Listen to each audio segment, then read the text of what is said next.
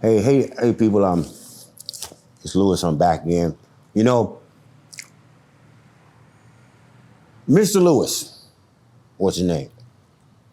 This was the person in the whole world. I wasn't scared of the devil. I wasn't scared of a dog. I was scared of him. That was my daddy. I was terrified of this man. And I came to my senses later on in life. He was the one who brought me into this world, and the cause and effect of how he treated me or didn't treat me as a child is taking me out. I'm going for it. Let me tell the story. When I was a kid, I remember I always felt different. I always felt like I was too short. I was too tall. I was scared of everybody. I couldn't fight. I couldn't play sports. I couldn't see. I couldn't write. I couldn't read. And the worst part about it, I couldn't tell nobody that I couldn't do these things. There's a reason for that. Well, I'll start back. When I first went to school back in 5th grade, my grandmother had my cousin walk me down there. Naturally, I got to class late. Maybe it was 30 or 40 kids in there, back white lecture time. I remember when I walked in the classroom, all eyes on me. Everybody looked at little Lewis. For the first time in my life, I was, terrified. I was fucking terrified. And I remember I felt like I was naked. And everybody, when I walked into class, looked at my dick. That's how I felt. I turned around and I ran out of there like a motherfucking devil. And I remember I ran home to my grandmother's house. I said, Grandmama, I was too scared. I just couldn't go in there and do it. I said, Grandmama, whatever you do, man, please don't tell my daddy. Some kind of way, Lewis got word of it. I knew I got the shit beat out of me. And I was 5 years old, terrified of my father. Well, as time went on, I guess I got about in the 2nd grade. And I never could grasp, I don't know, for some reason I couldn't grasp what the teacher was saying, or I couldn't understand her. But I think when the teacher started to explain things to me, I just didn't get it. But I never said nothing. Push it down in the gut. First thing I pushed down, I was afraid of my father, and I wasn't going to tell nobody either when something hurt it or when I didn't think I could do nothing. I'm going somewhere with that. Anyway, one day, my father got home from work. And I had some homework. I didn't know how to do it. He says, she's bringing tears right now, the pain. He says, did you do your homework? I says, no, man. I didn't know how to do it. God damn it, do it. I just told him. He didn't hear the first part. So I went and did what I thought was supposed to be done on it. Showed it to him. He worked at a club. He works in an office in the nighttime work. So he got home 1 o'clock in the morning. 1 o'clock in the morning. God damn it, you could hear me from my house to St. Louis. He beat the shit. I mean, he beat the fucking black. You looked at my ass was whiter than the most white person. Well, so from way back then, I was to never tell him when I couldn't do something. Because I was afraid I was going to get the shit better out of me. So at school, if I kind of went on through the third or fourth, I remember when I was maybe 7th, 8th grade, I saw one of my report cards. Now, let me back up. My daddy was so busy fucking hoes. Now, I'll give him this. Financially and dressing, he took care of us because he had money. But he never, listen to me. Anything I fucking did, I did the wrong thing. Anything I said the wrong thing. If I stooped down, I stooped too low. If I stood up, I stood too high. I could never please this motherfucker. And what brought that to my mind, I was watching an intervention. I was watching an intervention one day on a drug intervention, and the kid was smoking rock, and his mother was telling a story. He was trying to please his daddy because his daddy never said, I never heard of attaboy. That's good. I'm proud of you. Never heard that shit. I heard this, even all my family, man, to this day, if I see them doing something right, something good, they shaking their head. As a child, that's what I remember. Those are the things that I balled up in a ball and I put them in this little bitty gut. Now, I used to be a skinny motherfucker. I used to be real skinny. So putting too much in me, one day I'm going to explode. And something else I put down in the gut. Now I got all this shit in my gut. Now for in between time, I'm jumping around. Now I'm a 6-year-old kid. I got molested, dude. That shit, well, fuck a motherfucking kid. When you hear about a kid getting molested, that shit, that shit is serious. I know when I go to drug program, 90% of us been molested. But when they did me like that, that shit fucked me up. So the feelings that I'm stuffing down when I'm buying out molestation and all this shit. So I just felt a lot of pain, anger, frustration. I just felt like an alien. I feel like I'm gonna go up in the back. I remember one time I was sitting down when I was homeless. And I remember watching the people walk by. And people driving by in their Cadillacs and Porsches. And I used to think, why can't I be like that? I feel like I've always felt like everybody else was living life and I was just existing. There was somebody in my family told me one time as a child, don't ever tell no kid no shit like that. You're just an obstacle. You're in everybody's motherfucking way. You gonna tell an 8-year-old kid some shit like that. He already don't know who the fuck he is. So you telling him who he is.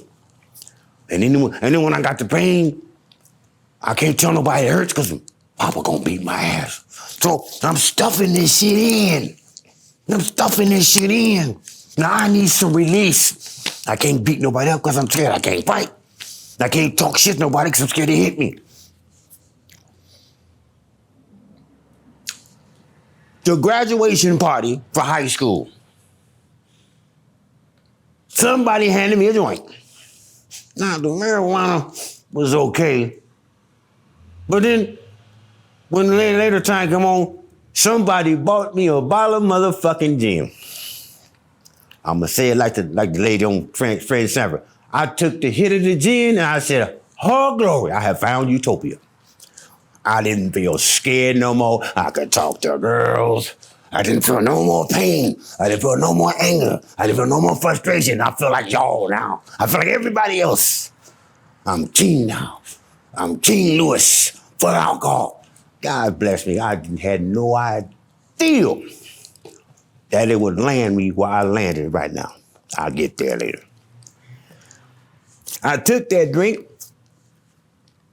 and the second one took me. And the motherfucker ain't never let go. And I recall my girlfriend's father was a preacher. And his son got in my car. And he found a Budweiser cap. And he handed it to his dad. He said, Daddy, Louis drank beer. Pastor, whatever name, turned around. He says, son, you need to stop doing that. Beer leads to other things. Ominous warning. I ain't listening to you. No, I didn't know that. I had no idea what I was getting myself. I think about a week later, somebody introduced me. Let me tell you about this. Somebody introduced me to a woman.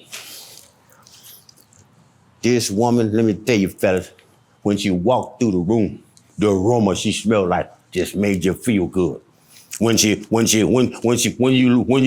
to get some when you got horny, just thinking about her would make your dick hard.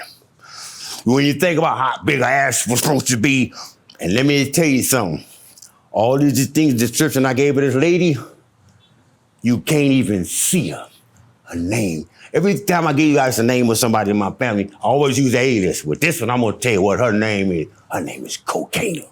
When I met that bitch, shit. She made me, I took a hit off that motherfucking pipe. I felt like I was nutting on myself.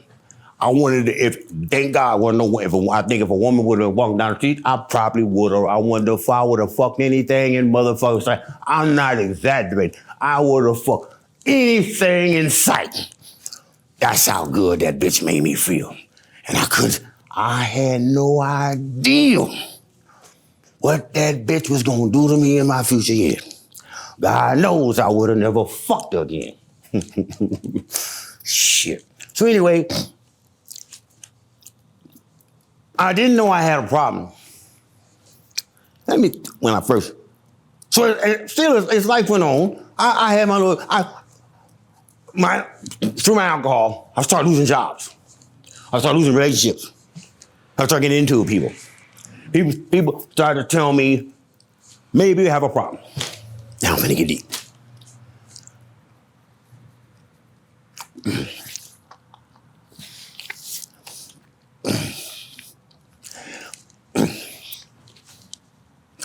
I went to live with my grandmother. I was high. I went in a person. I took 80 hours of her purse to get high. I came home from school, I heard from work. What's wrong with you? I told her. I said, well, Mama, I got high. I think I got a problem. What fucked me up, she wasn't even mad.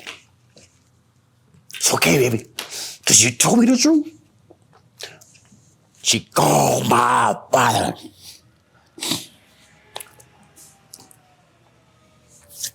For the first time, my father didn't whip my ass. He thought about what I'm gonna tell y'all now. I'm gonna go up. My father started a new family. I got 2 stepbrothers. He put them through therapy. He got them psychologists. He put one of them in rehab. Now he runs the rehab. But me, when I was a child, you ain't gonna never be nothing. You stupid. You dumb. I don't want to hear shit you gotta say. I don't know what's gonna become of you. That's what the motherfucker gave me. Fuck you, being ass whoopers, physically, mentally. But them little motherfuckers, you ought to see how they live. So what hit him that day? He thought about that. My daddy came in outside. He said, God damn it, it's my fault. I looked at that motherfucker and I said, you just might be right. He throws me in his detox center. Some big high-class detox center. Or the straight detox center. They had swimming pools, they ate ice cream every motherfucking day, watched goddamn movies, Schwarzenegger and shit, ate popcorn and shit. But when you stay there for a month, then they send you to the rehabilitation program. I've been to about 46 of them motherfuckers in my life. But let me start for the first one. I get to the building, there's this big white building, and there's like the wall, there's a big white wall, and the chairs are set up real pretty, and the plants are all planted, everything's sitting there real nice. This ain't gonna be too bad. Everybody's walking around like they're happy. Hey, how you doing? Shaking your hand. I looked up on the wall. The biggest, there was some steps on the wall. There was steps to recover. I didn't know that then. But the first step says, we admitted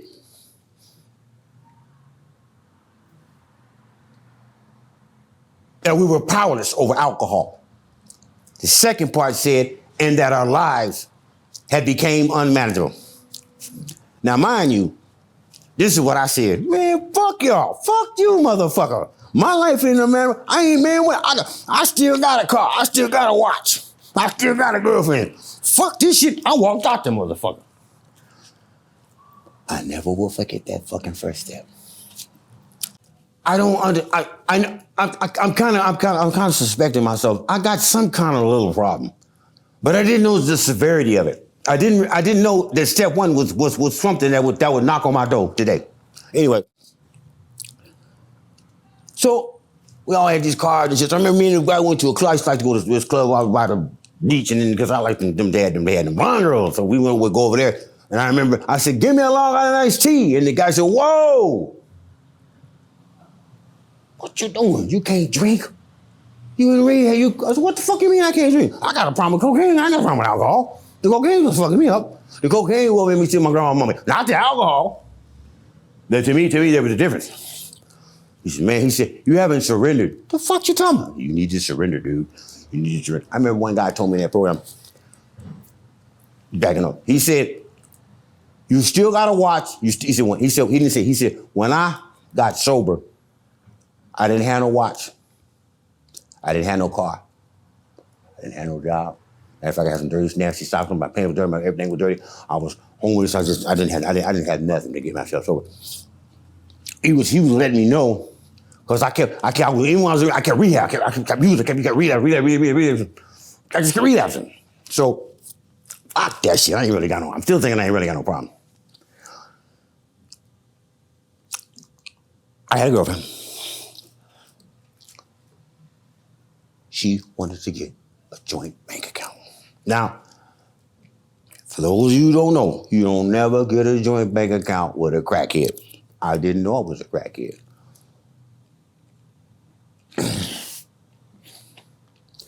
Shit. 2 kids. I lived with her in her house. I smoked all that money up.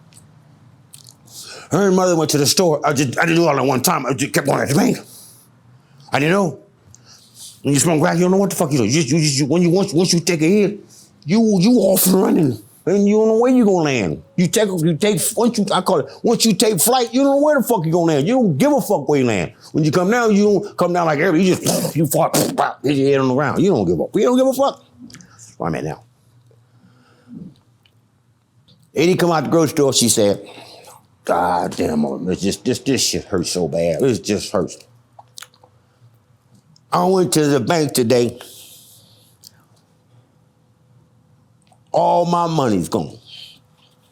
Now, mind, this lady, she was like a model. She was tall, she was slim, couldn't read her. She was really pretty. She couldn't hurt nobody. Look, that bitch gave me on her page. She said, when I come out this motherfucker, she's in New York. When I come out the motherfucking store, I want to know where my motherfucking money went, and you better have a good motherfucking answer, motherfucker. I ain't never in my life been scared of a woman. I was scared of that bitch that day, because she wasn't bullshitting. She's up there in the fucking store, and I'm thinking, should I take off and run? Should I leave? What should I do? Should I go jack somebody in the parking lot to get some money? I don't know what to do. For the second time, that's like I told my grandmother, I told Robin the truth. I said, baby, I got a high to get hit. She said, what?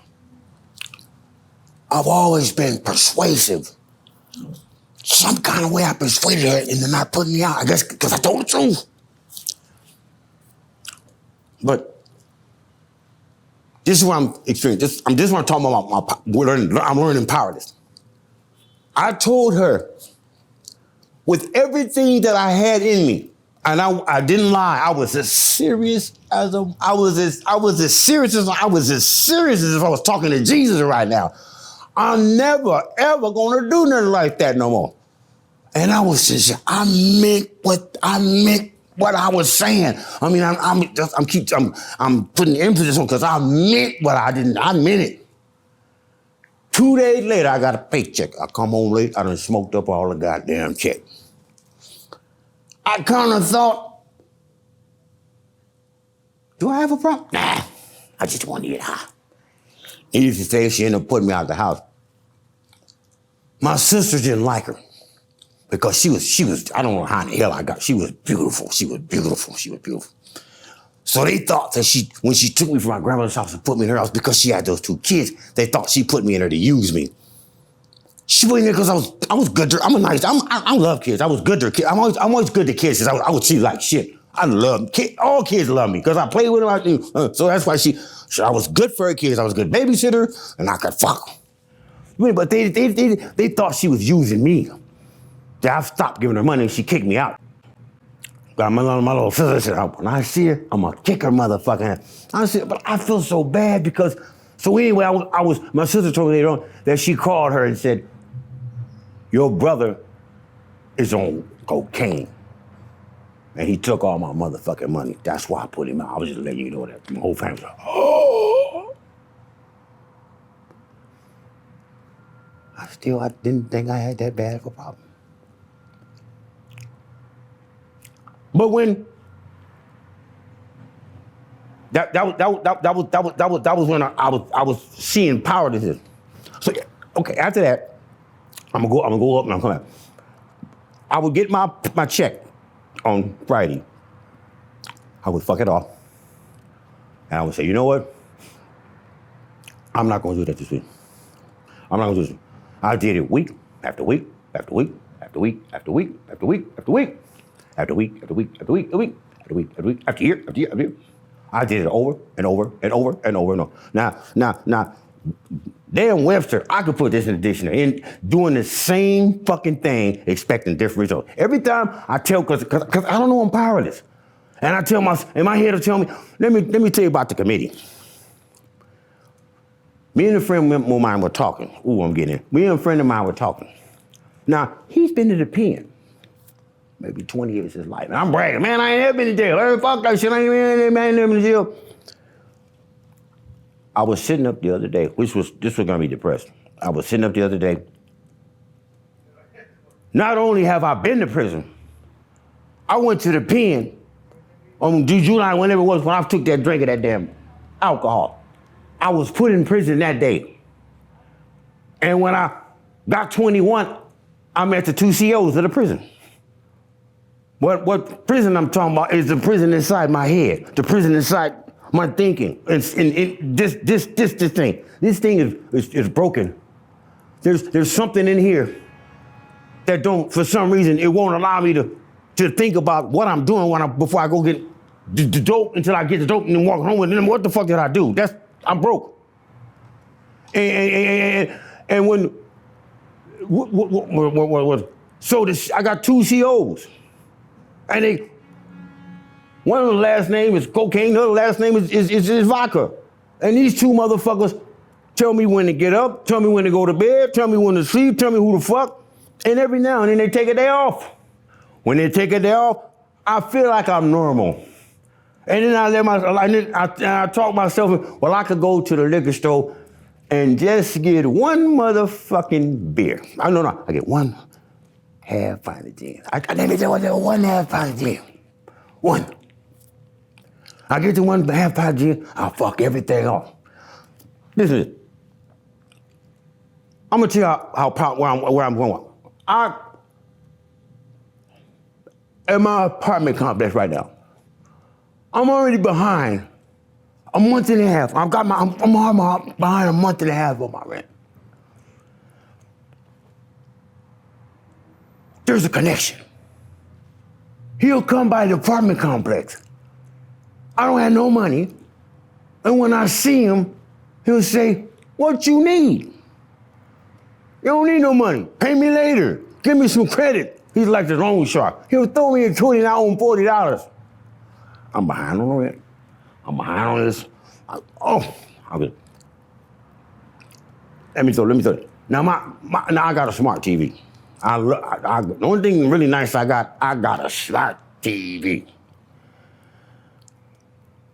My TV, I'm a good talker. I talk to people down the spectrum. I got $34 a month. I get the modem, I get the TV, now my TV is the only outlet I have to all this bullshit I have going on in my life. When my TV is I could watch. I didn't pay my cable bill 2 months ago. No, 3 months ago I didn't pay the cable bill. $34. I smoked the $34 up. So They let me get away with that month. So the next month I said, well, fuck it. I can smoke this month up too, because the next thing you know, they shut the goddamn cable off. So they sent me a fucking letter in the mail sent home $444.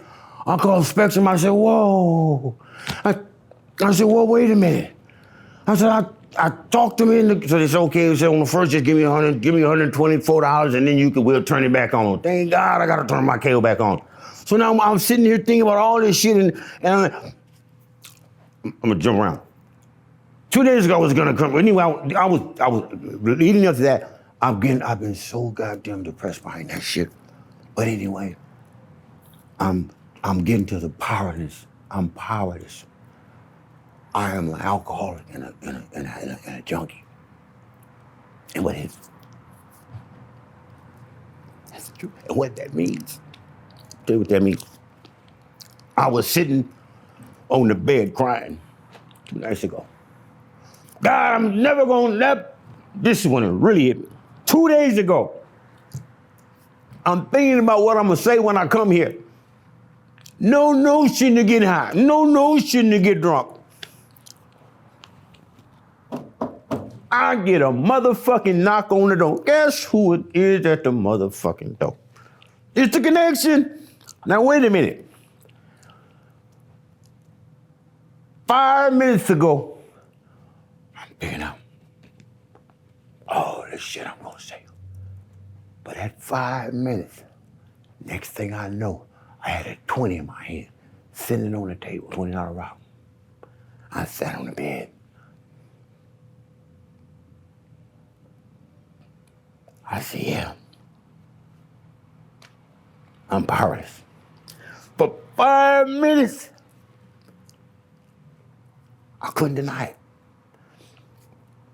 That is the most fucked up. I suffer from disease alcoholism. And to me, that's the worst disease in the world.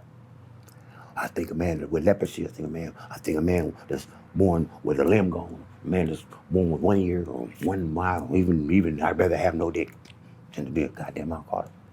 I was to the point the other day, and I told God, I don't really know who you are. I'm ready to get out of here. I don't want to be here.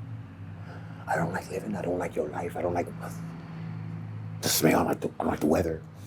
I don't have no friends. I don't have no girlfriend. The porno magazines are turning me down. My hand turns me down. I ain't got nothing. My hopes, my dreams. I have no hopes. I have no dreams. I don't have no. I tell my friend. I didn't tell my friend. I want you to get out. What you doing in the house all day long? Go out and hustle. I don't have no get up and go. So I told God, I said, God, man, take me out of here, dude. This is real. That's why. I said, God, take me the fuck out of here.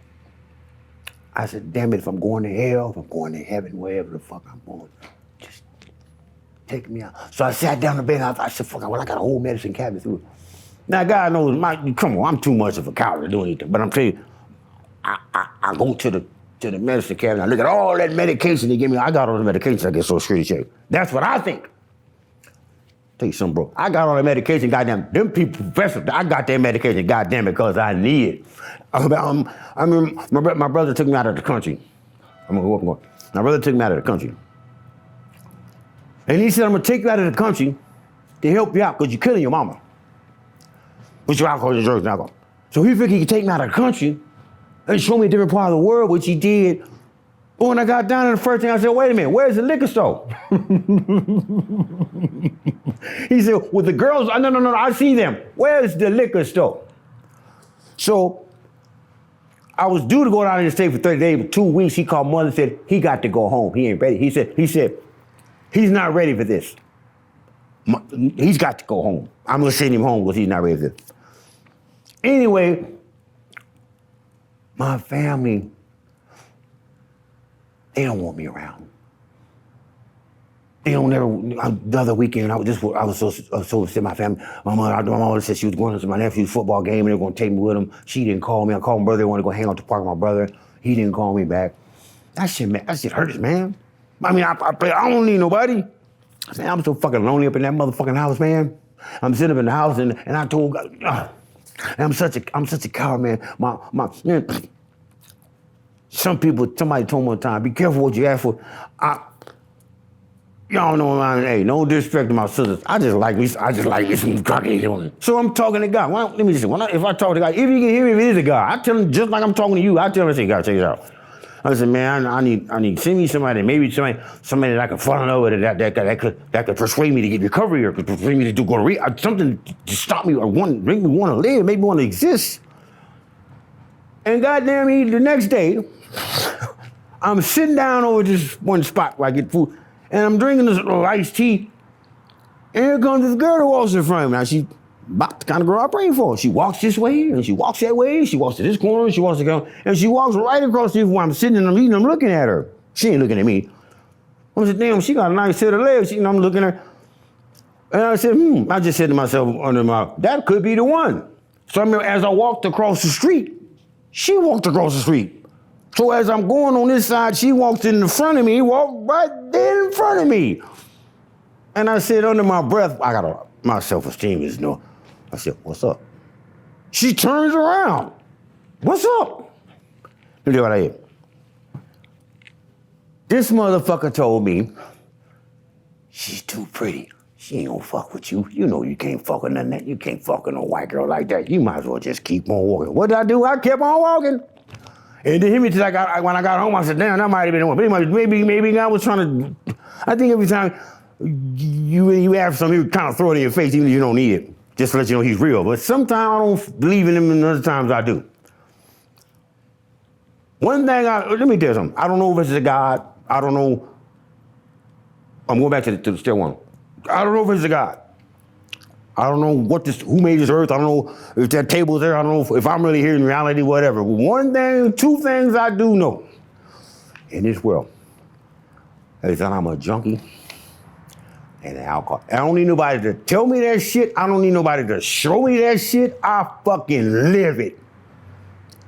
My life is so, I live like an animal, and the fucked up thing about it is I'm used to it. I'm used to it. It's got to, I've got, but let me say something, I'm gonna cut off. I've been, the prison guards, I've been analyzing, I've still been going into alcohol, but I've been paying attention, just analyzing myself. And my conscience is getting louder. That's what I'm saying. My conscience is starting to speak over the fucking COs. My conscience is like, wait a minute, motherfucker. Fuck what they talking about. You need to look into this. They telling you to walk down there to you, because when an alcoholic, if you tell me, this is the description of it now. If you tell me don't walk down that street right there because they got mines in the street, I'm gonna walk down there anyway to get that bottle of alcohol, and I'm a boom, one of my legs is blown off. So I'm gonna come back over here and you're gonna say, I told you not to go on the street, and when the alcohol say, it blew my leg off that time, but let me show you how to do it. That's what an alcohol, that's what I do when I take a motherfucking drink. Let me tell you, I keep wanting to cut it off, because I'm on. I love my brother. I'm beginning to hate my brother because he sounds just like my daddy. I'll call him, I used to go, when I call, I say, hey babe, hey bro, before I take a drink, do you want me to come over there? I guess he's wondering, why in the hell? Because if I take a drink before I go to your house, I'm never, ever, ever gonna make it. Because once I take a drink, I don't know where I'm gonna end, I don't know what I'm gonna do, what I'm gonna encounter. And people think that I heard a song on the TV. The girl said, walk a mile in my shoe. Walk a mile in my shoe. You look at me, somebody would tell me one day, how you good you get on? I look at you every time you come on YouTube, how could you get on YouTube? I want to say motherfucker, but you damn sure listening to it. But anyway, well, people like, you got a problem, what the fuck I'm saying? Let me tell you something. I'm gonna tell you why I come down here.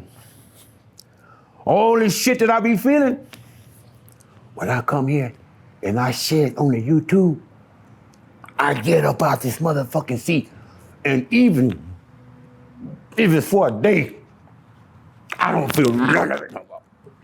I get relief. I'm gonna say this and I'm gonna shut up. Somebody told me one time, why don't you take a drink of gin before you go in there? You'll feel better. This hit me, I'm gonna say this shit. This hit me like a ton of fucking bricks.